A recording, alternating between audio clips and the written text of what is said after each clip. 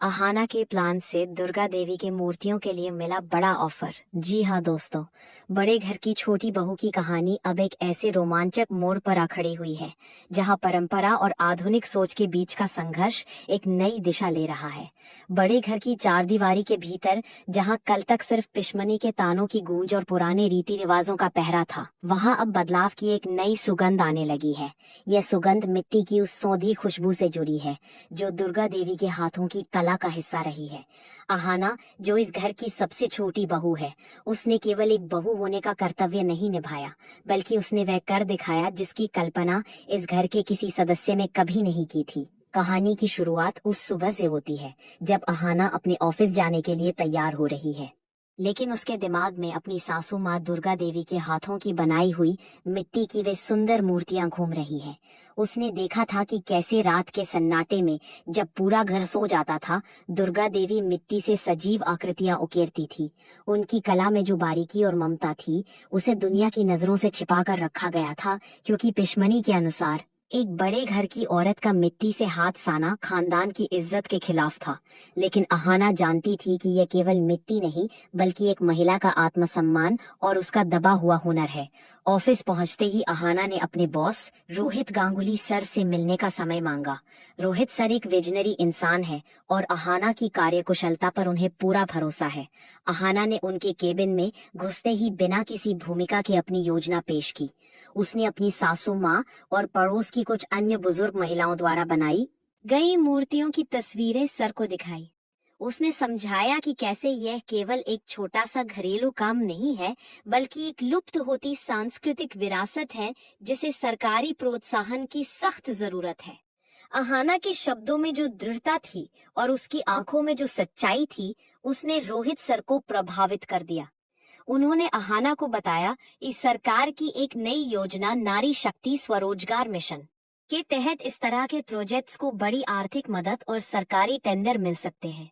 अहाना ने दिन रात एक करके एक विस्तृत फाइल तैयार की।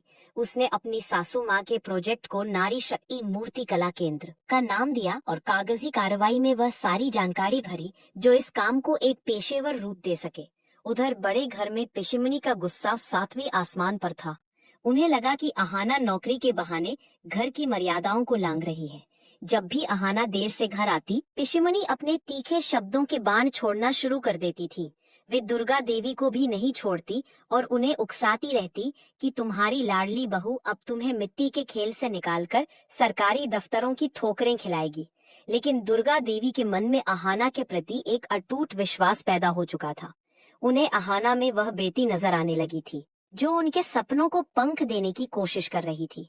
अहाना ने अपनी जिद और सूझबूझ से सरकारी मंजूरी दिलाने का पूरा रास्ता साफ कर दिया था। वह दोपहर अहाना के लिए सबसे बड़ी परीक्षा की घड़ी थी, जब रोहित सर खुद प्रोजेक्ट का निरीक्षण करने के लिए अहाना के साथ बड़े घर आने वाले थे। अहाना ने यह बात पहले ही घर पर बता दी थी, जिससे घर में हड़कंप मच गया। पिशिमणी ने साफ कह दिया था कि किसी बाहरी मर्द को घर के आंगन में घुसने नहीं दिया जाएगा, और वह भी किसी मूर्तिकला के काम के लिए। लेकिन अहाना की जिद के आगे सबको झुकना पड़ा। जब रोहित सर ने आंगन में रखी उन सजीव मूर्तियों को देखा तो वे दंग रह गए। उन्होंने दुर्गा देवी की कला की तुलना बड़े कलाकारों से की और तुरंत फाइल पर अपने हस्ताक्षर कर दिए। सरकारी मंजूरी की मुहर लगते ही इस प्रोजेक्ट के लिए लाखों का फंड स्वीकृत हो गया। ये खबर मिलते ही घर के मर्दों, खासकर पोल्टू की बोलती बंद हो गई, जो हमेशा अहाना और उसकी नौकरी का मजाक उड़ाता था। सरकारी मंजूरी का मतलब था कि अब दुर्गा देवी की मूर्तियों को बड़े मेलों, सरकारी प्रदर्शनियों और ऑनलाइन प्लेटफॉर्म पर बेचा जाएगा। अब यह काम केवल एक कमरे तक सीमित नहीं रह गया था, बल्कि इसने एक छोटे कारखाने का रूप ले लिया था। पिशिमणी ये सब देखकर हैरान परेशान थी। उन्हें समझ नहीं आ रहा था कि जिस बहू को वे नासमझ और बाहरी मानती थी, उसने कैसे रातों रात घर की माली हालत और प्रतिष्ठा को नई ऊंचाइयों पर पहुंचा दिया। उनके मन में अब एक अजीब सा डर और सोच घर करने लगी थी। क्या अब घर की बागडोर उनके हाथ से निकलकर अहाना के पास जा रही है? क्या अब घर की औरतें अपनी पहचान बनाने के लिए उनके आदेशों का उल्लंघन करेंगी? दुर्गा देवी के लिए तो ये पुनर्जन्म जैसा था। जिस कला को वे आज तक बोझ और अपमान समझकर छिपाती रही थी, आज उसी कला ने उन्हें पूरे समाज में एक नई पहचान दी थी। अहाना ने केवल फन नहीं दिलाया था, बल्कि उसने घर की अन्य बहुओं को भी इस काम से जोड़ दिया। पारोमिता, जो हमेशा रसोई के धुएं में खोई रहती थी, अब मूर्तियों की पैकेजिंग और शिपिंग की देखरेख करने लगी। मिली ने डिजिटल मार्केटिंग का मोर्चा संभाला और लैपटॉप पर ऑर्डर्स बुक करने लगी। देखते ही देखते बड़े घर का शांत आंगन एक कर्म भूमि में बदल गया। पिशमणी कोने में बैठकर यह सब देखती और जलती बुनती रहती, लेकिन उनकी ईर्ष्या अब सफलताओं के आगे बौनी साबित हो रही थी। एक दिन जब शहर के सबसे बड़े सरकारी प्रदर्शनी केंद्र से एक बहुत बड़ा ऑर्डर आया, तो दुर्गा देवी की आंखों में आंसू आ गए। उन्होंने अहाना का हाथ पकड़कर कहा कि उन्होंने कभी नहीं सोचा था कि उनके जीवन की सांध्य बेला में ऐसी रोशनी आएगी। अहाना ने मुस्कुराते हुए कहा कि माँ, यह तो बस शुरुआत है। अभी तो पूरे देश को यह बताना बाकी है कि इस घर की औरतें क्या कुछ कर सकती हैं।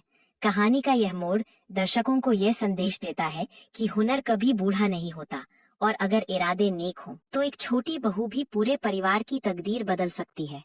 पिशमणी की सोच अभी भी पुरानी थी, लेकिन अहाना की जीत ने यह साबित कर दिया कि आधुनिकता केवल कपड़ों में नहीं बल्कि विचारों में होती है। अहाना ने भ्रष्टाचार और दकियानूसी सोच के उस जाल को तोड़ दिया था जो वर्षों से इस घर को जकड़े हुए था। उसने दिखाया कि कैसे एक महिला दूसरी महिला की शक्ति बन सकती है। अब बड़े घर की पहचान केवल उसके पुराने वैभव से नहीं, बल्कि वहाँ की महिलाओं की मेहनत और नारी शक्ति मूर्तिकला केंद्र की सफलता से होने लगी थी।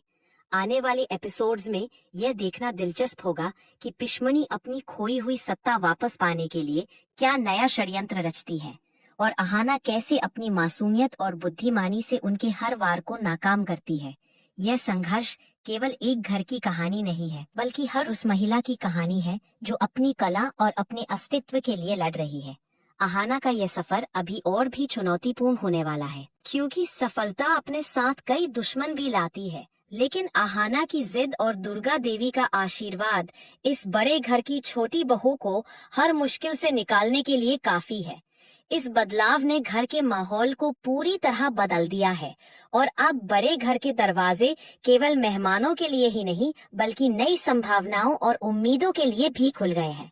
अहाना की ये जीत घर की हर औरत के लिए एक प्रेरणा बन गई है, जिससे ये साबित होता है कि एक औरत अगर ठान ले तो वह न केवल अपने सपनों को पूरा कर सकती है, बल्कि पूरे परिवार के सम्मान को भी पुनर्स्थापित कर सकती है।